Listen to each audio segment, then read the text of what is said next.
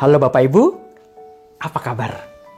Semoga kita semua dalam keadaan sehat. Kita tetap semangat dan memiliki harapan untuk kehidupan kita ke depan yang lebih baik. Nah, bagi yang sedang sakit, semoga diberi kesembuhan oleh Allah di surga dan senantiasa mendapat semangat juga harapan untuk sembuh. Hari ini kita diajak untuk mendengarkan sabda Tuhan, merenungkannya dan menggali inspirasinya untuk kita bawa dalam kehidupan kita. Saudara-saudariku yang dikasihi Tuhan, hari ini Senin 2 Agustus 2021, Pekan Biasa ke-18. Kita akan mendengarkan Injil Suci menurut Matius bab 14 ayat 13 sampai dengan 21. Sekali peristiwa setelah mendengar berita pembunuhan Yohanes Pembaptis, menyingkirlah Yesus. Dengan naik perahu ia bermaksud mengasingkan diri ke suatu tempat yang sunyi. Tetapi orang banyak mendengarnya dan mengikuti dia dengan mengambil jalan darat dari kota mereka. Ketika Yesus mendarat, ia melihat orang banyak yang besar jumlahnya. Maka tergeraklah hatinya oleh belas kasihan kepada mereka, dan ia menyembuhkan mereka yang sakit. Menjelang malam, para murid Yesus datang kepadanya dan berkata, "Tempat ini sunyi dan hari sudah mulai malam.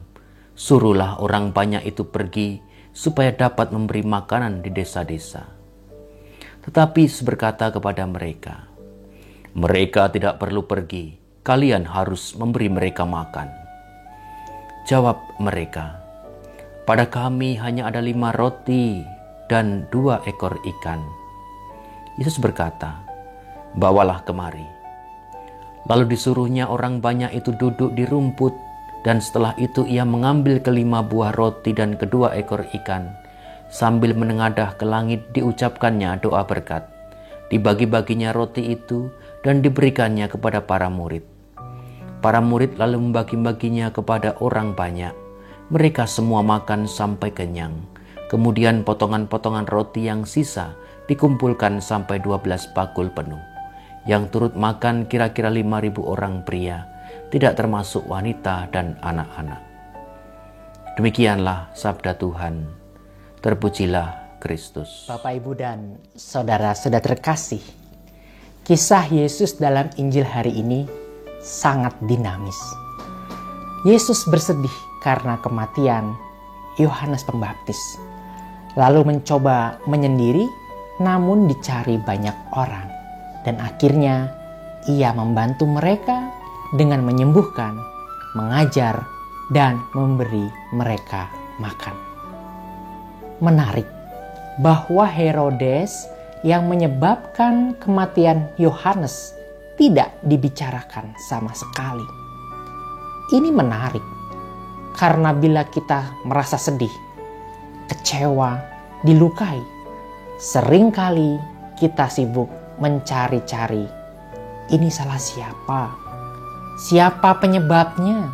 Siapa yang harus bertanggung jawab? Kita fokus pada orang yang membuat kita bersedih. Memang, tanggung jawab itu wajib. Sebab kesalahan memang harus dipertanggungjawabkan. Tapi, seringkali kita menghendaki lebih dari itu. Menghakimi, menghukum, menghasut untuk ikut membenci, mengolok-olok, mempermalukan, bahkan ingin mereka juga terluka dan sedih seperti kita. Pertanyaannya, apakah sedih kita jadi sembuh?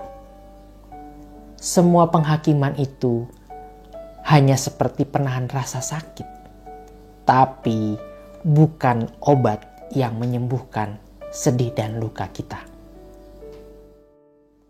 Lantas apa obatnya? Yesus mengobati kesedihannya dengan berbuat baik, dengan pelayanan. Yesus menghibur yang sedih, menyembuhkan yang terluka, dan berbagi dengan yang lapar. Yesus tidak sibuk dengan pertanyaan, dengan hasutan, dan penghakiman terhadap Herodes. Ia adalah the wanted healer. Ia terluka, namun ia mau menyembuhkan. Ia tahu mengobati orang lain akan membuat luka sendiri itu akan sembuh. Menghibur orang lain akan membuat diri sendiri terhibur.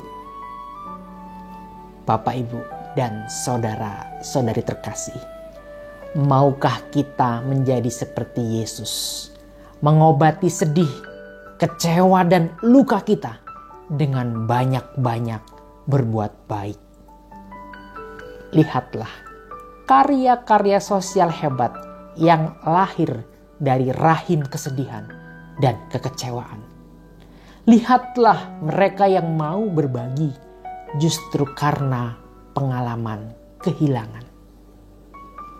Rahmat Tuhan akan menyembuhkan kita lewat kebaikan yang kita lakukan, bukan lewat penghakiman dan dendam. Tuhan memberkati.